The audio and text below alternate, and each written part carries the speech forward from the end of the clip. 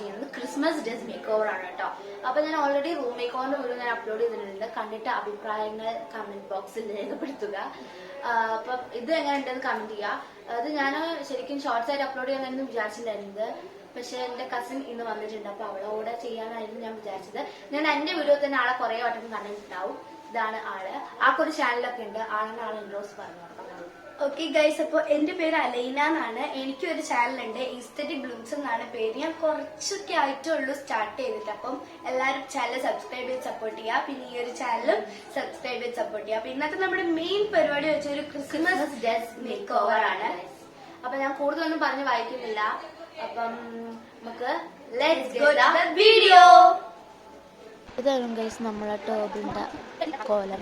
ഞാൻ അന്ന് dress make over ചെയ്തിട്ട് പിന്നെ ഞാൻ മാറ്റിയിട്ടേ ഉണ്ടായിരുന്നില്ല. അപ്പോൾ ഞാൻ പിന്നെ ഫസ്റ്റ് തന്നെ അത് ഫുൾ ഞാൻ ഒക്കെ സാധനങ്ങളും എടുത്ത് ടേബിളിൽ നിന്ന് മാറ്റിയിട്ടുണ്ടായിരുന്നു. ഇതിൻ്റെ അകത്ത് കുറേ സാധനമൊന്നും ടേബിളിലില്ല, കാരണം ക്രിസ്മസ് തീമിലുള്ള മാത്രമേ ഞാൻ അങ്ങനെ വെച്ചിട്ടുള്ളൂ. പിന്നെ ഞാൻ കൂടുതലായിട്ട് ക്രിസ്മസ് തീമിന് വേണ്ടി കൂടുതലൊന്നും വാങ്ങിയിട്ടുണ്ടായിരുന്നില്ല കേട്ടോ. പിന്നെ ഞാനൊക്കെ ഇട്ട് ഒഴിവാക്കി. പിന്നെ ടേബിൾ തുറച്ചതിന് ശേഷം ഈ ഗാർലൻഡ് വെച്ചിട്ടുണ്ടായിരുന്നു. ഈ ഗാർലൻഡ് എൻ്റെ 10 ഒന്നായിട്ടുണ്ടായിരുന്നു വെച്ചിട്ടുണ്ടായിരുന്നത്. പിന്നെ ഈ കാണുന്ന രീതിയിൽ ഈ ഒരു സാന്റാക്ലോസിൻ്റെ ഒരു സെറാമിക്കിൻ്റെ ഒരു സാധനം വാങ്ങിയിട്ടുണ്ടായിരുന്നു. ഇതിൻ്റെ വെയിറ്റ് എനിക്ക് ഓർമ്മയില്ല ഉണ്ടെങ്കിൽ ഞാൻ മുകളിൽ കൊടുക്കാം കേട്ടോ. പിന്നെ ഈ ഒരു ക്യാൻഡിലിൻ്റെ വീട് ഇതിൻ്റെ വെയിറ്റ് 300 ആണ് കേട്ടോ. നല്ല രസമുണ്ട്. ഒക്കെ സെറാമിക് ടൈപ്പാണ് കേട്ടോ. പിന്നെ ഈ ഒരു കുഞ്ഞി 3 ബോട്ടിൽ ഞാൻ വാങ്ങിയിട്ടുണ്ടായിരുന്നു. 50 റുപ്പീസാണ് തോന്നുന്നു.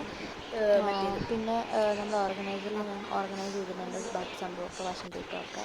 ഞാൻ എടുത്ത് മാറ്റാമെന്നായിരുന്നു വിചാരിച്ചു. പിന്നെ ഞാൻ വിചാരിച്ചു ഒന്നും ഇല്ലാതായി പോകുമല്ലോ വിചാരിച്ചു. വെച്ച് കൊടുത്തു. ഒക്കെ സെറ്റ് ചെയ്ത് അതിൻ്റെ ഉള്ളിലൊക്കെ സെറ്റാക്കിയിട്ടുണ്ട്. റേഡിയോസൊക്കെ ഞാൻ അതിൻ്റെ ഉള്ളിൽ തന്നെ വെച്ചെടുത്തല്ലേ കാണാണ്ടാവും കേട്ടോ. ആ കഴിഞ്ഞ് ഞാൻ ആ ബുക്സും കാര്യങ്ങളൊക്കെ വെച്ച് സെറ്റ് ചെയ്തു. പിന്നെ നമ്മുടെ പെൻ ഹോൾഡർ ആയിരുന്നു കേട്ടോ. ഈ പെൻ ഹോൾഡർ ഞാൻ അതിൻ്റെ അടുത്ത് തന്നെ വെച്ചിട്ടുണ്ടായിരുന്നു.